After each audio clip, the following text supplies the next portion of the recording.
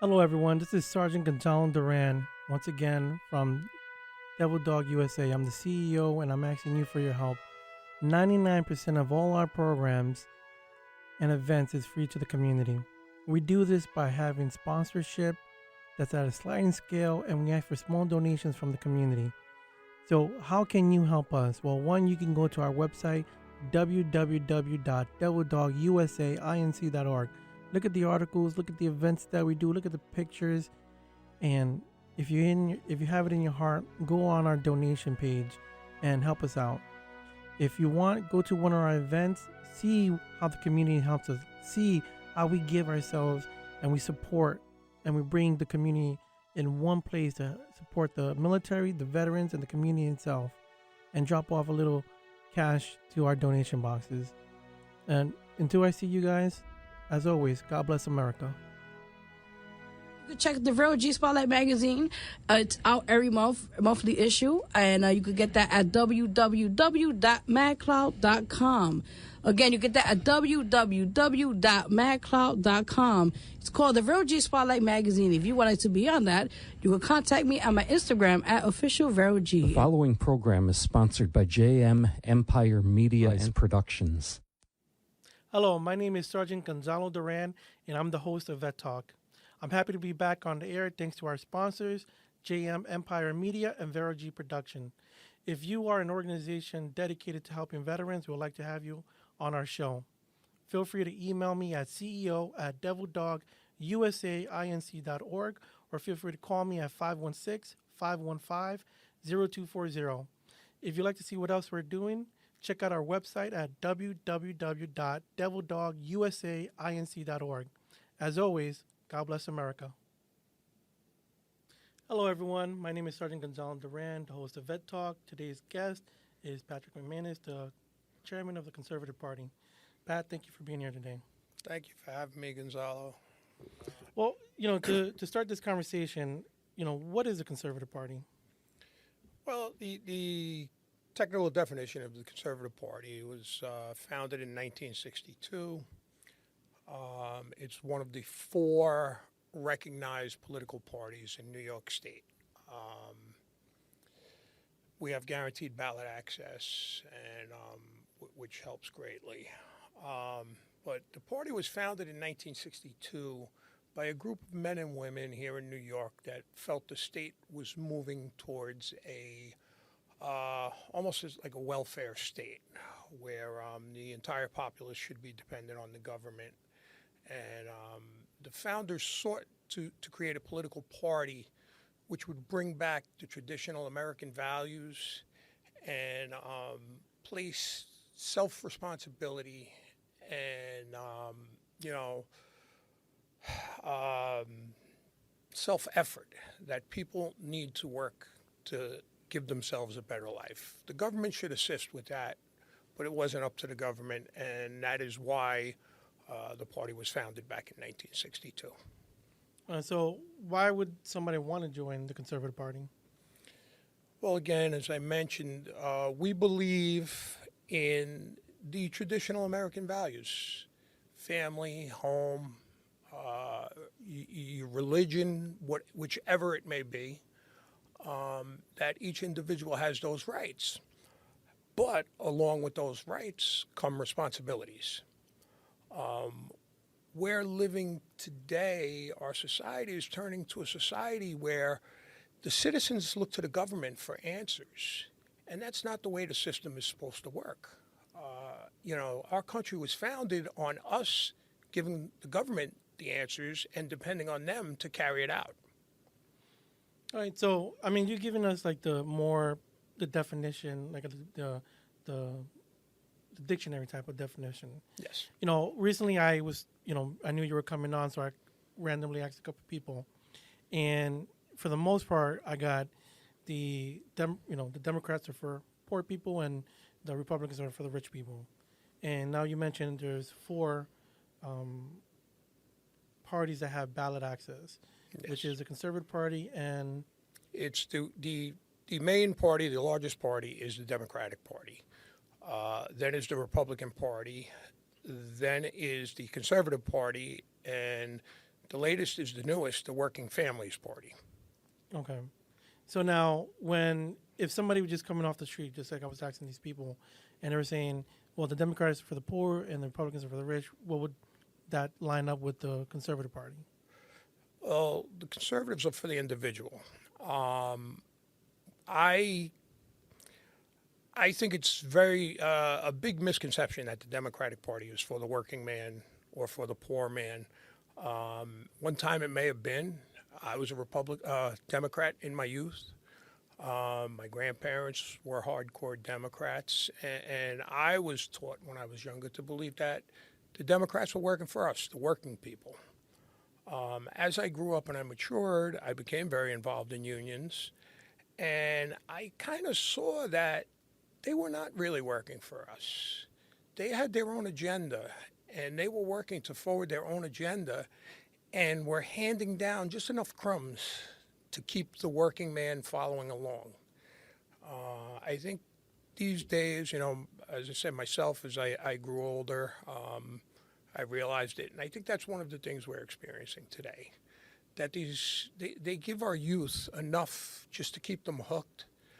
At the end of the day, they're not really working for the citizens. They're working for themselves and their party. Unfortunately, I've seen the Republican Party turn in the same fashion as well. Our political system has just become very corrupted, and neither one of the parties are working for the citizens anymore. Well, and once again, me asking these questions to the individuals before coming and talking to you, they took it a little further. Some of them took it a little further. They were like, over 95% of New York City's election officials are Democrats. Yes. And the way the system is right now, a lot of them are happy with it. And then when they look at what the Republican Party has done, it was more they're not really seen, but you hear them. You just don't see them. Right. But I was dumbfounded to find out that there were Republicans in the urban community in the Bronx. Right. But in between talking to other individuals, I didn't see that many conservatives though. Right. Now, what do you think the disconnect is there? Well, there's a big misconception on what the Conservative Party is. Even it infuriates me when you look up the word Conservative Party on Wikipedia, it comes up as a right-wing political organization. Nothing could be further from the truth. But it is a misconception shared by many. Again, the Conservative Party is about the individual. It's getting away from the collective and letting each man be his own man. Now, I've had some interviews in the past with mostly Democrats. So you're my first conservative, which I thank you for that. Well, thank you for giving us a voice, because it's not often we are given this opportunity. Now, I remember when I was doing my search of individuals to ask to come on, there used to be an independent party? Yes. And so when you mentioned the ballot access, you didn't mention the independent party.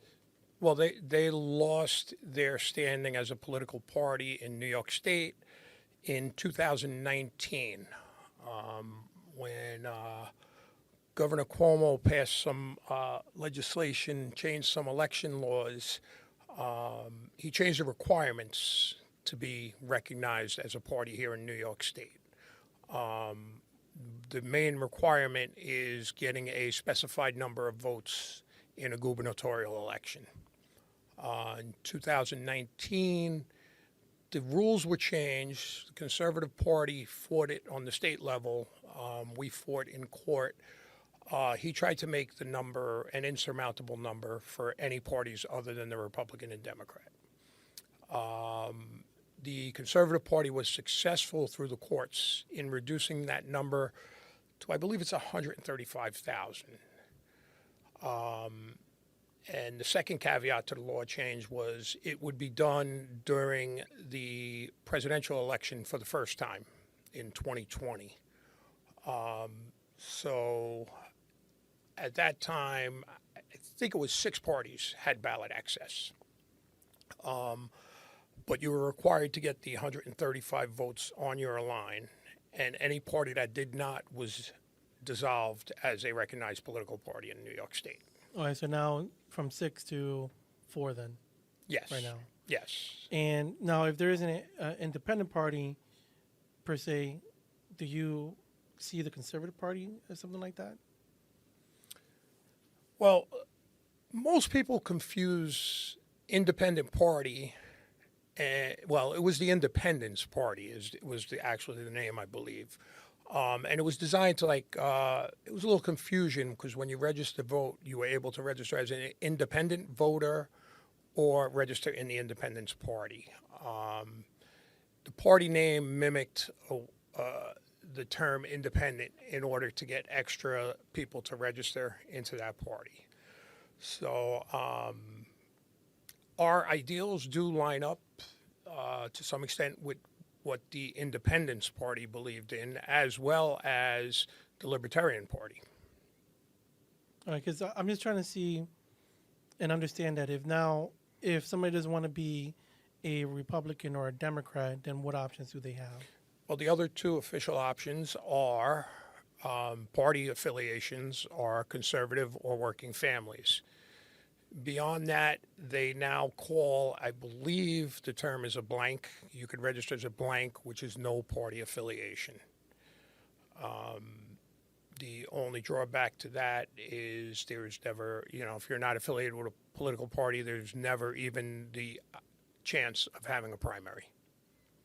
And if I remember correctly, because I've run in the past, if you don't want to be, if you're stuck in that situation, then you can still have some kind of sponsorship with the independent party to become, like I say, an elected official through that? No, you could do what's called independent petitioning. Okay, there we go. Okay, and then you will, there is a period outside of, the first petitioning period is for the party, designating petitions for a party, which runs, I think, February into March or March into April, somewhere in that area.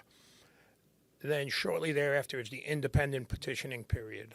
The number of required signatures on your petitions is different. It's a different way to get on the ballot. If you succeed, then you're automatically in the general election in November. There is no petition for an independent candidate in June. Okay. So now, how would somebody join the Conservative Party if they wanted to join? It's the same as joining the Democrat Party, Republican Party, or the working families for that matter. You register with the Board of Elections, you register to vote, and there is a choice. You have a choice on there between the 4 parties and independent or a blank. So it's the same process while you're filing, while you're registering to vote. You can select the Conservative Party on your voter registration form.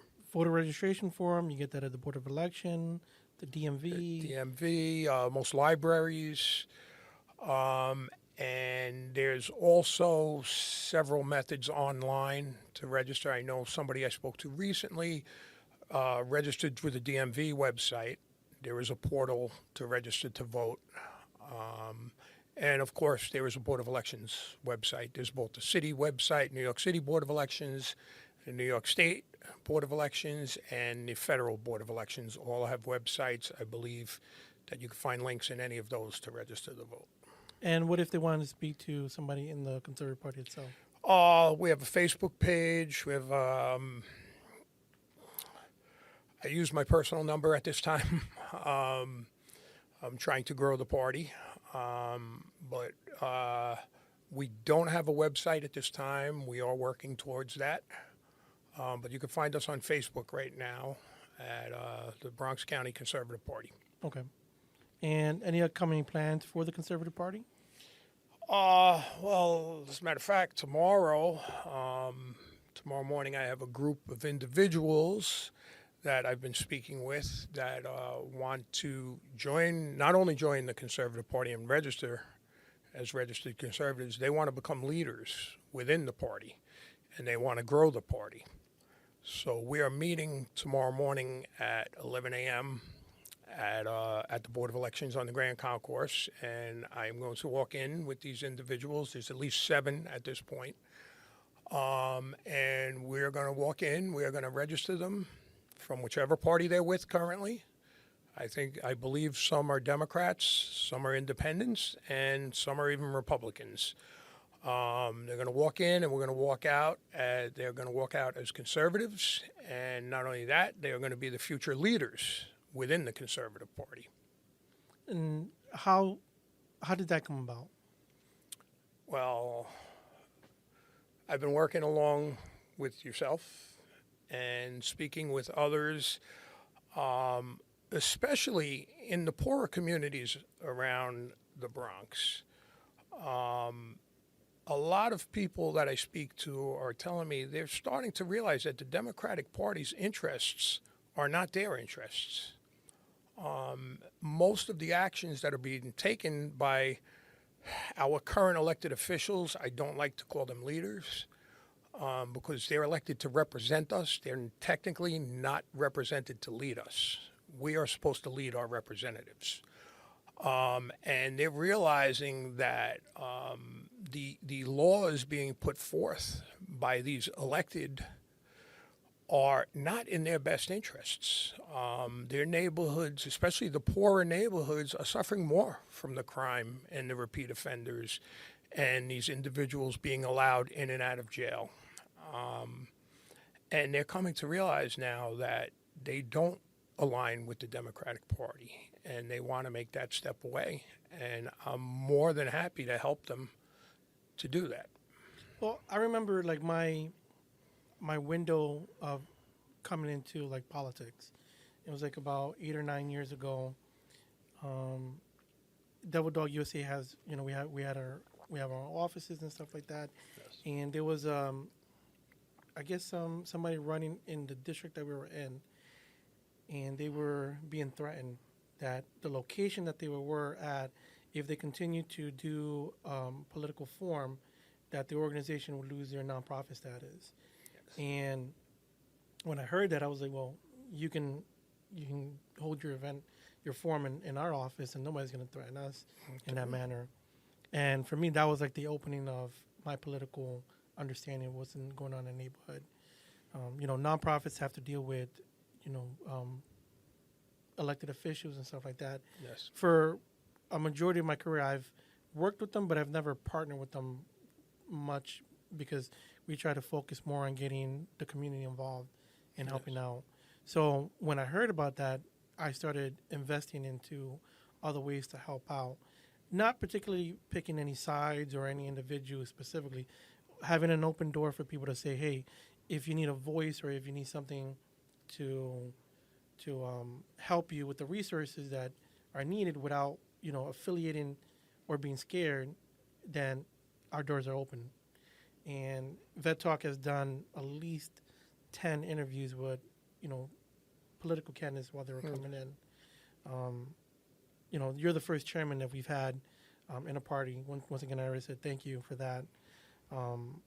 But what we saw and what I've seen over the years is, once again, over 95% of elected officials are Democrats.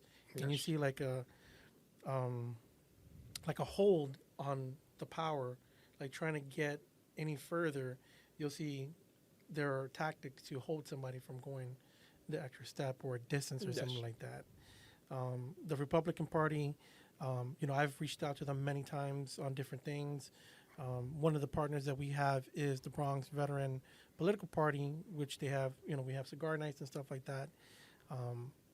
They've never accepted any of our invitations or anything like that. So I've seen them or I've heard of them, but I've never seen them that much.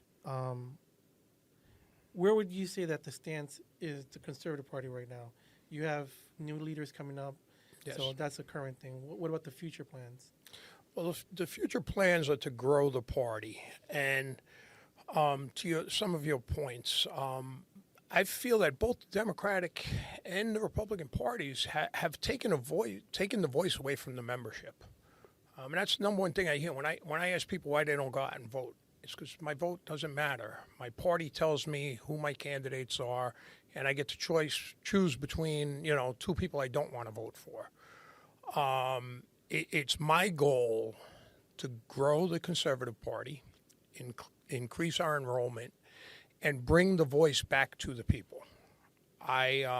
We just had our first primary in the Conservative Party in, I think it was 40 or close to 50 years. I welcomed it. I was being questioned. Why? You're a chairman of a political party. How could you welcome a primary? Well, our country was founded on the people's voice, not on the party's voice.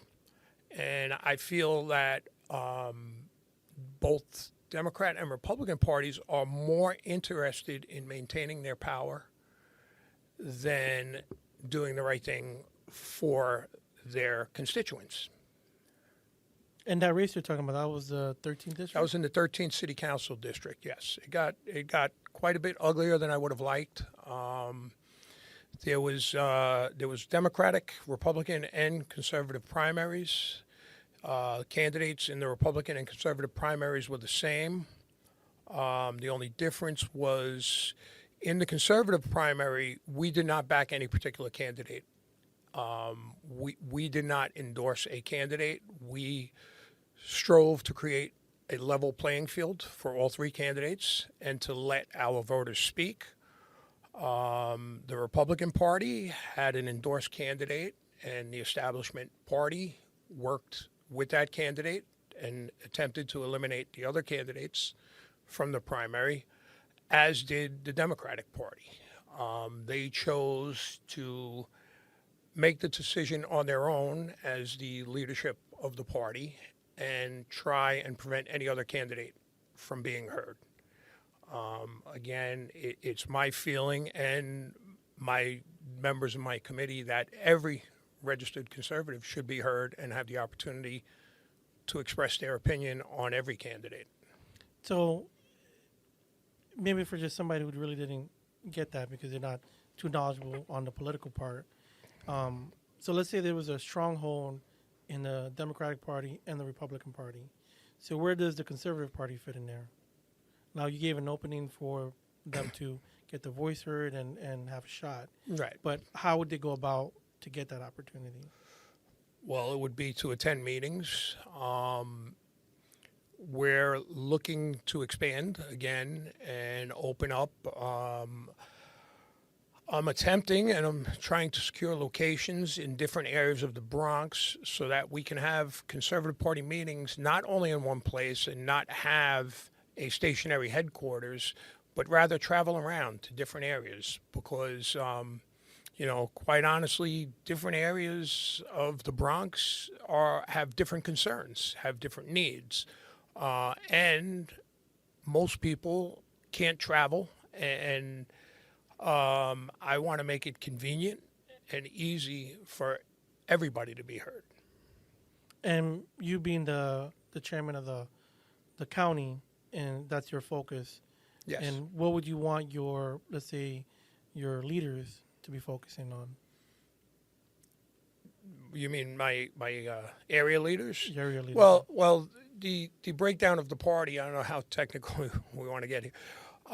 There's assembly district leaders, and basically these are the people that I'm meeting with tomorrow that are registering over, and their goals are going to be within each one of their areas of the Bronx to do outreach and try and recruit new membership, especially members that want to be active.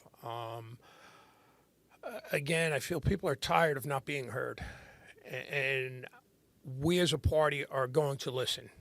And each district leader, I am asking to do outreach in their areas, have weekly meetings, have daily meetings if they want. But, the idea is to include everybody. So now this is one of those situations where I try to bring up regarding when somebody says everybody. So back to the beginning of the conversation, when I talk to individuals and I say, well, what do you think about the Democratic Party or the Republican Party, whatever?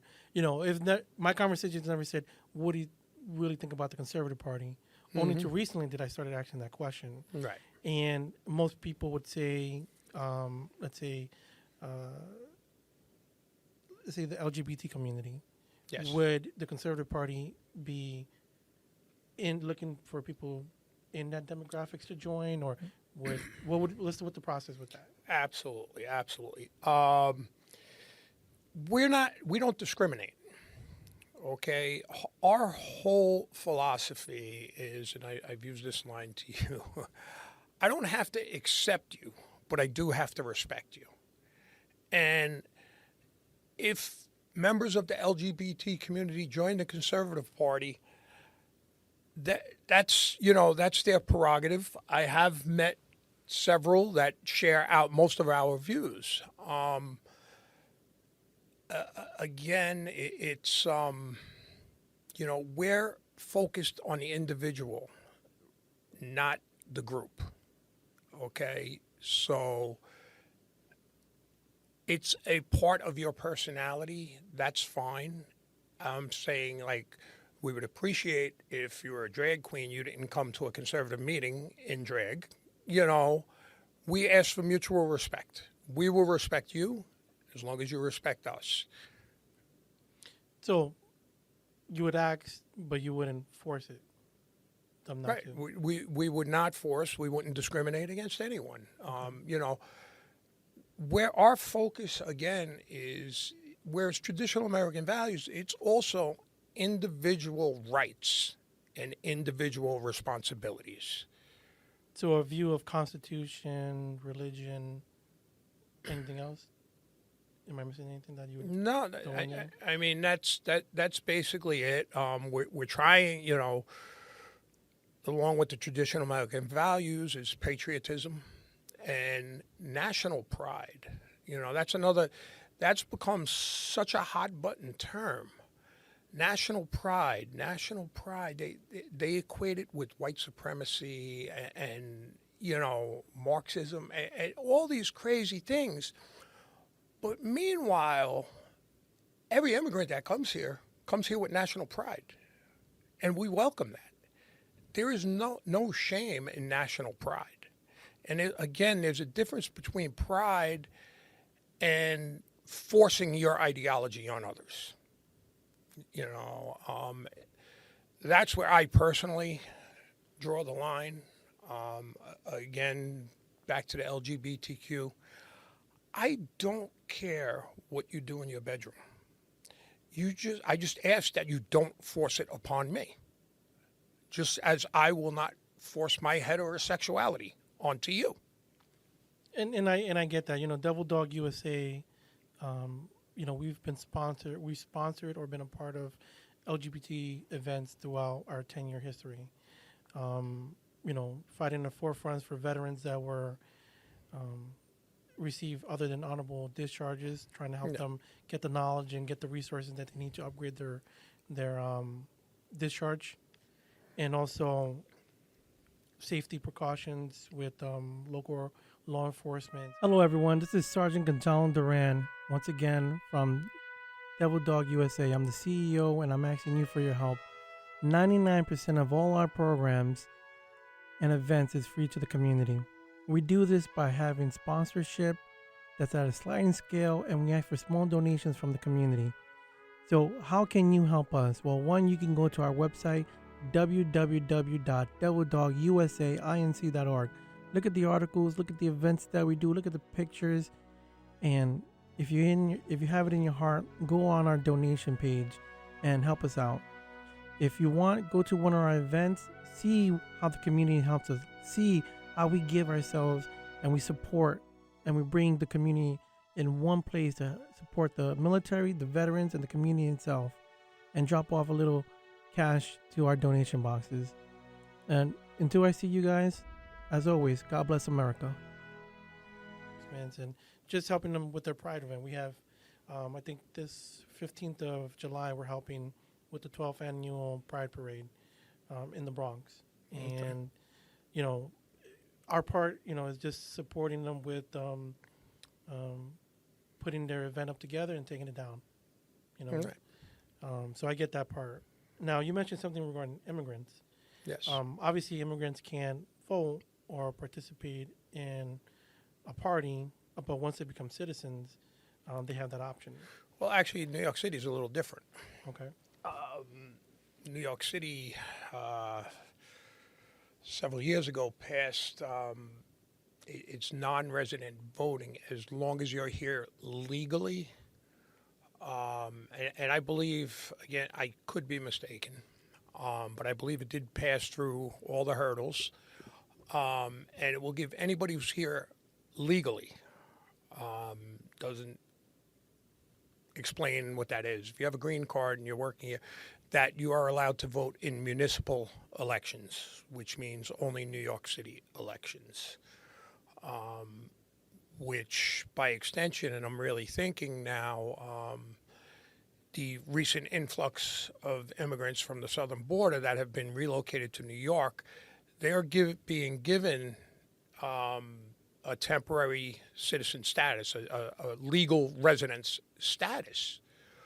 So now, as I believe it, they will be allowed to vote for who's mayor of New York City. And I think this is a problem that we need to look into. You know, that may be a little loophole in the law that wasn't thought about, or maybe it was thought about, and, you know, it may be a plan as a way of preserving power. Well, I know recently I helped so part of my work as a case manager for Devil Dog USA is to help individuals that want to become citizens.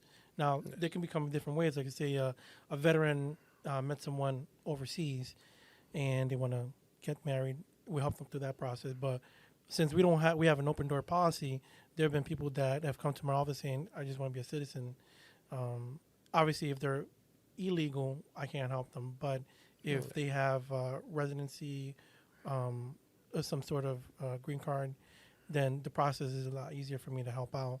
And I did my third full cycle of helping somebody get in to join the U.S. Excellent. And one of the things that they tell you once you do the ceremony is you can go outside and vote. You know, get ready. There's registration set up. You know, their speech was like, you can vote. We can't tell you what to do, but we'll have somebody outside. You know, can they speak your language? Can, you know, if you're there for 5 hours in a ceremony, is the first thing you want to do is go outside and start filling out paperwork? You know, I didn't think that was the best opportunity, but I understand. You know, because I have some knowledge of the voting process, I took them aside and I said, hey, we'll do it a different day. Right. And I give them an outlook of everything. You know, I try to be bipartisan as much as I can, pretty much for everything. And so when it comes to the influx, let's say the asylum individuals aside, immigrants or people that were residents that are now becoming citizens that want to, you know, become registered voters, I'm assuming you'd be interested in those individuals. Oh, absolutely. What do you think that some like an immigrant coming from a different country what would make the Conservative Party more to their liking? Well, once they realize and they learn what the Conservative Party is about, it's a natural fit for most immigrants. I got to tell you, 2 years ago, I had a wave where I had quite a few West Africans that had been registered as Democrats that came to a meeting, and they felt they had been bamboozled because they had a conservative lifestyle back at home. They believed in family. They believed in the core values, which is why everybody comes here to the United States.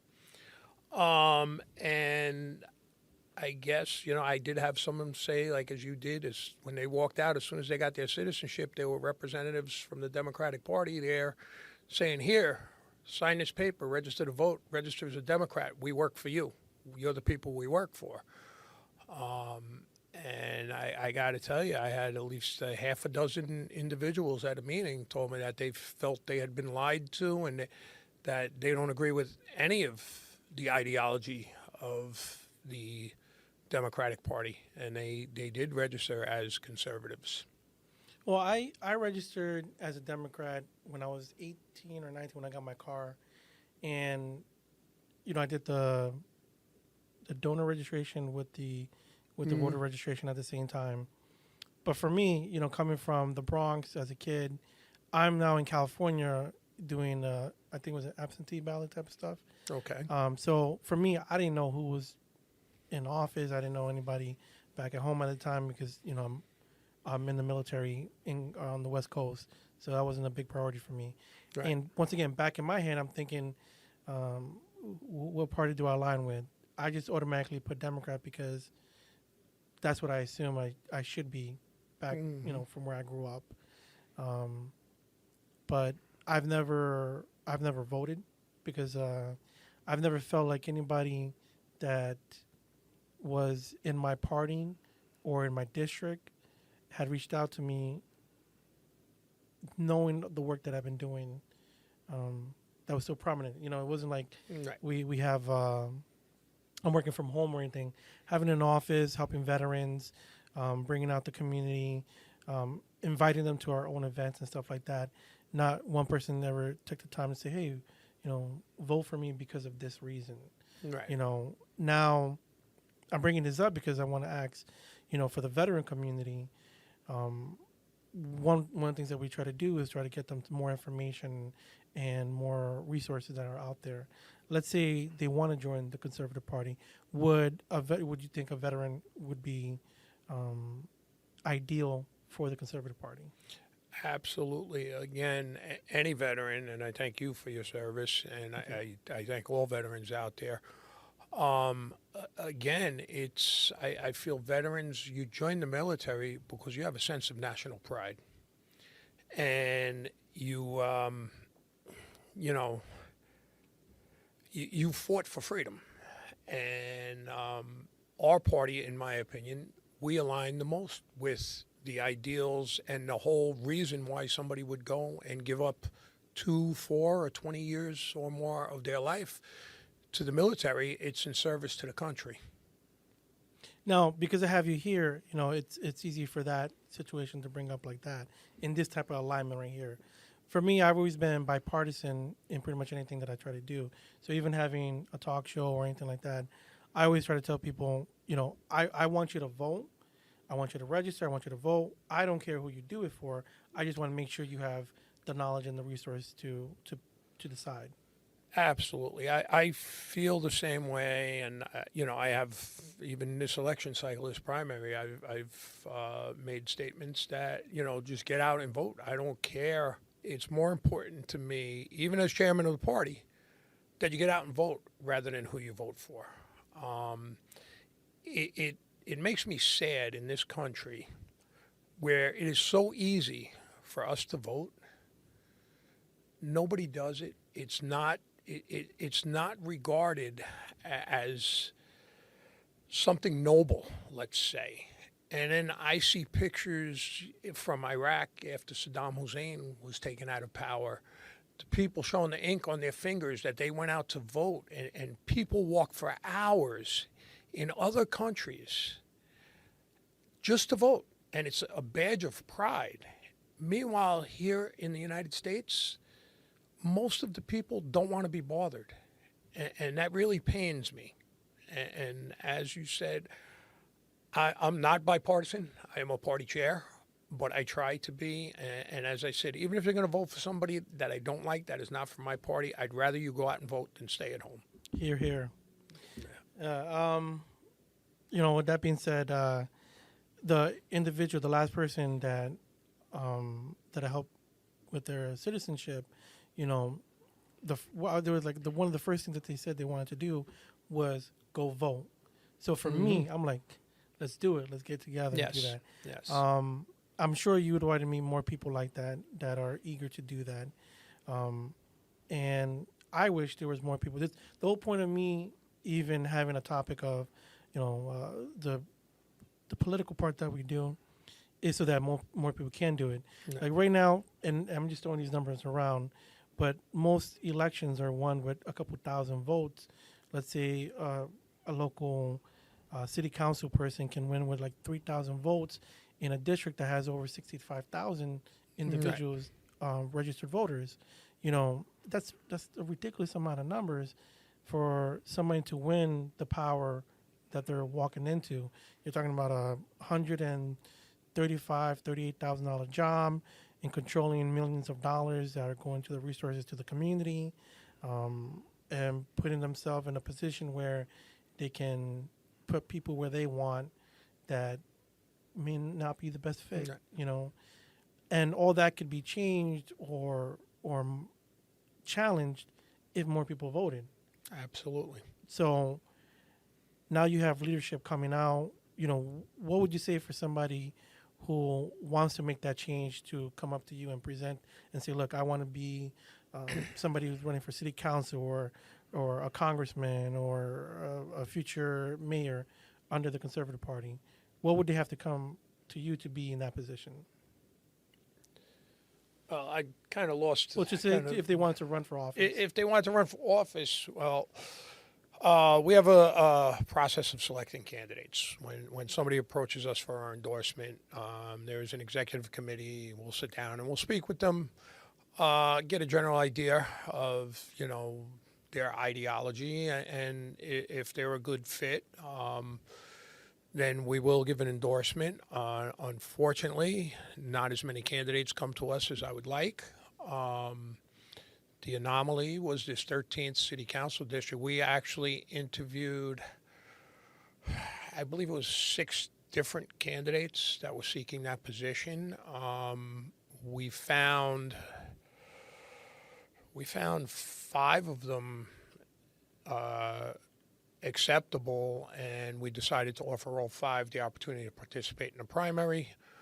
5, actually, we offered 6 the opportunity, I think. 1 declined. 5 attempted to make the ballot, but 2 were unsuccessful at getting the required minimum number of signatures on their petitions. And that's, a brief rundown of the process of becoming a candidate. But one of the biggest things as a party chair, one of the biggest problems I have is finding qualified candidates or people who want to be candidates, which is one of the things you and I spoke about, Gonzalo. The program you want to start getting veterans involved in running for office in their local communities. I think that's an incredible idea, and I really look forward to working with you on moving that forward. Now, one thing that you said, the ideology. So I've been taking notes. Patriotism, nationalism, an idea of what about the religion part? Like if somebody says to me, this is my religious views on something, where does the Conservative Party stand with that? Well, the Conservative Party, again, to me, and the way I look at it and the way I judge people, is more of a spirituality thing. I had somebody recently pose the question to me, I'm not Catholic, can I become a conservative? And I said, absolutely. I said, it's not our party and our members, it's not any one specific religion, but it's the idea of spirituality, and having that belief in family and having respect for others, which to me, that's what most religions or pretty much every established religion is based in us respecting each other as people, as human beings.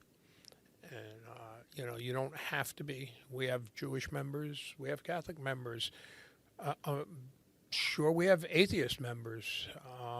I don't judge people by their religious affiliation. Well, I like the sound of that, and that will help a lot of people. One of the things that, once again, I was trying to bring up is what is the ideal candidate of somebody, not only just to be in the party, but run for office. And, right now, city council election is this year. Yes. Next year, I believe, is the congressional. Next year is going to be presidential. And congressional. I don't know if there's any Senate seats up. Yeah, so getting a push for people to join your soon-to-be leaders, trying to increase the party. I'm assuming there's a plan for next year to try to get some more people in office or at least run. Yes, absolutely. I'd like to, as part of our expansion tomorrow and ongoing, is also finding people that want to run, for far too long, especially here in the Bronx. We have this 95% Democratic leadership that runs unopposed every time. They're not opposed from within the party, and oftentimes they're not opposed by the Republicans or the conservatives. I would like to see every single race be contested, and I would like to see a conservative candidate in every single race in New York City. Yeah, one of the things that I remember writing, I write articles as well regarding different subjects on the political side. I remember there's at least maybe 51, maybe city council positions. Yes, 51 city council seats. And less than 30 were opposed this year, and even less were going to make to the primary, if that, maybe a handful make it to primary. And then across the board, there's, what people don't understand is that, it's not just president, mayor, or senators. There's also district leaders, county committeemen, state committeemen. Even if you didn't want to be an elected position, you could be appointed positions like community boards. That's one of the biggest hits for me that I put in. This, I don't remember the number, like 80-something, 89 across New York City, and very few of them are manned. Right. And they get appointed by, I believe, the borough president for them. And like I moved from, I believe it was Community Board 6 to Community Board 3. And my community board was closed for like 3 or 4 months. Well, at least from that, what I know, we're trying to reach to them. They could have been closed longer. And even now, there's no real presidents at the community board for my district. I go in, I check on occasion, and they're like, we don't have the staff, or whatever reason that they have that month. And I've seen other ones that are just closed down. It's in my mind, I'm thinking the community board is where you need first, frontline access to your representatives and your community resources and stuff like that. And if they're closed off, then what's the point? Well, one of the issues is they're not paid positions. I believe it's only one. I believe it's only the district manager is the only paid position on each community board. So that's one of the hurdles, and people have to make a living. They can't sit in the community office all day long. One of the other issues with the community boards is, as you said, they serve at the pleasure of the borough president. So that creates a huge issue. Well, how are you going to go against the borough president now? You're in a position where you have some influence, because community boards only have advisory votes as well. They don't have a deciding vote. It's advisory votes. Now, how are you going to vote against the wishes of the borough president when you're in a job? You're just volunteering for your community. And if you vote against your borough president, you're going to be taken out of even this voluntary position. And so that's what really, I'd have to use the word neuters the community boards. They're an entity that doesn't really have any power. And it's not uncommon when a community board member goes against the grain or the popular movements of the Democratic Party, that they're either removed or they're not reappointed at the next session. And I've heard, and I've seen and heard a lot of people that would be good for those positions, but they're not given a fair shot because they most likely would be opposed to what. Right. the top figures would think. You know, if you keep opposing, you're just going to get removed. So it makes it very difficult for community boards to function.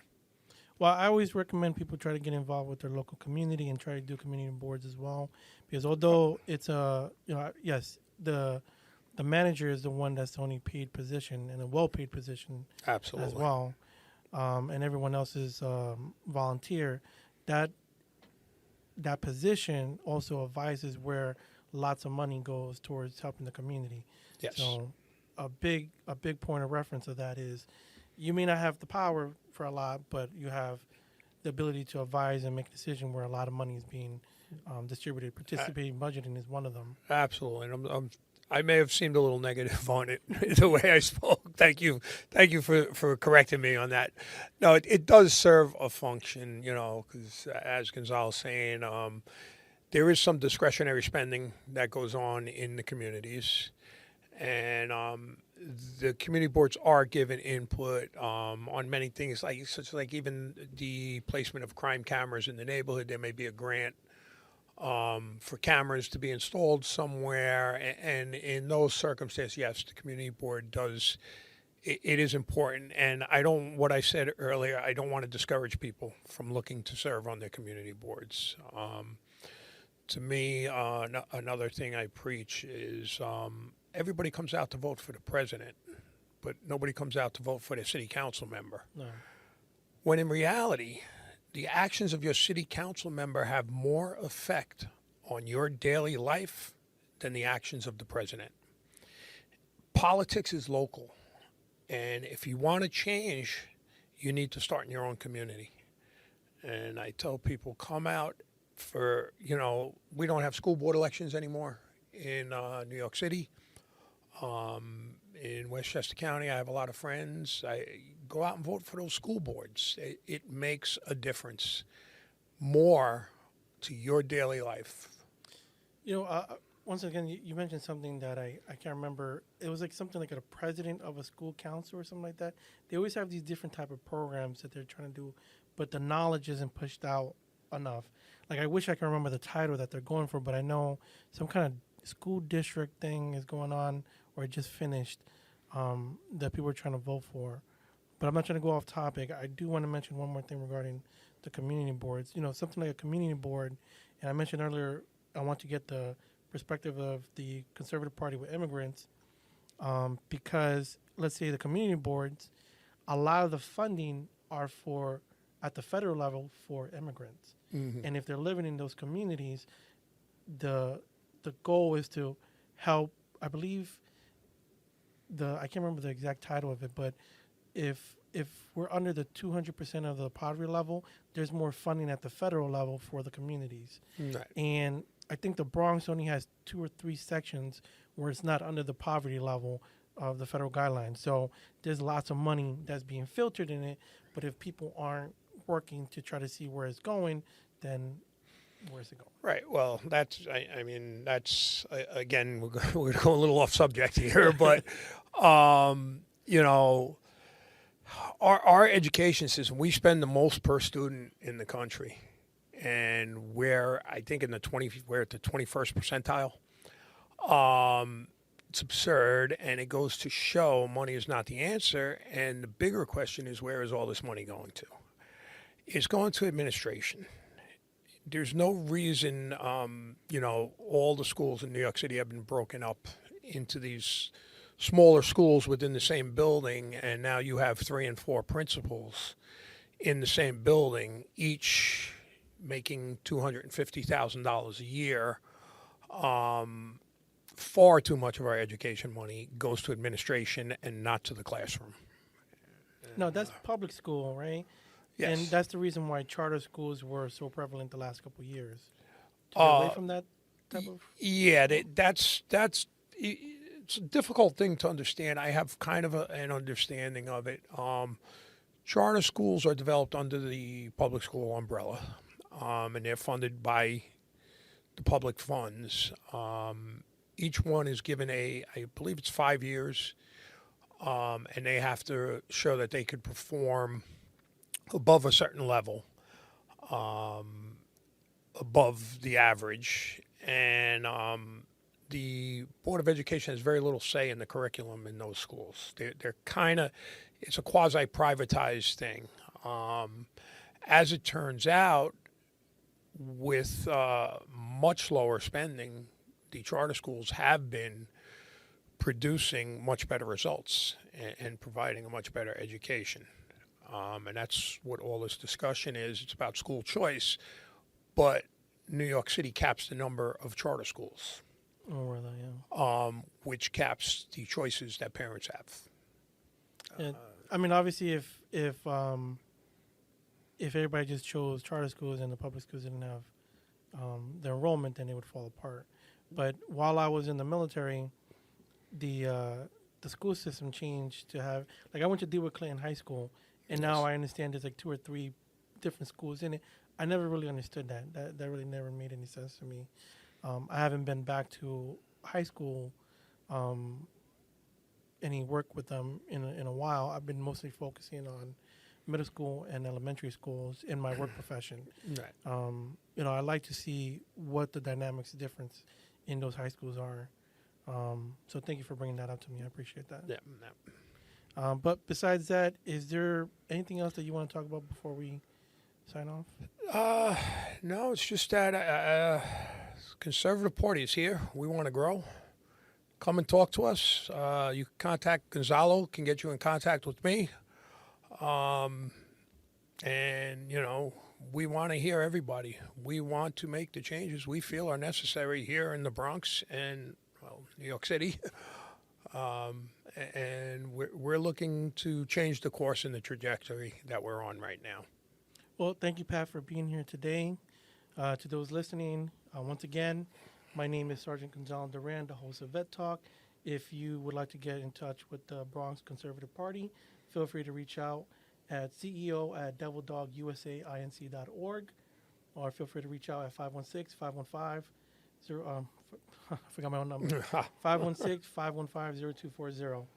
If there's anything else you guys want to talk about, if you're an organization or individual that's willing to help veterans in the community, feel free to reach out, and I'll be happy to have you on Vet Talk. Once again, thank you to our sponsors, JM Empire Media and Vero G Productions, for having us. This is our first show back. Looking forward to many more. And as always, God bless America. Hello, everyone. This is Sergeant Gonzalo Duran, once again from Devil Dog USA. I'm the CEO, and I'm asking you for your help. 99% of all our programs and events is free to the community. We do this by having sponsorship that's at a sliding scale, and we ask for small donations from the community. So how can you help us? Well, one, you can go to our website, www.devildogusainc.org. Look at the articles, look at the events that we do, look at the pictures, and if you have it in your heart, go on our donation page and help us out. If you want, go to one of our events, see how the community helps us, see how we give ourselves and we support and we bring the community in one place to support the military, the veterans, and the community itself, and drop off a little cash to our donation boxes. And until I see you guys, as always, God bless America.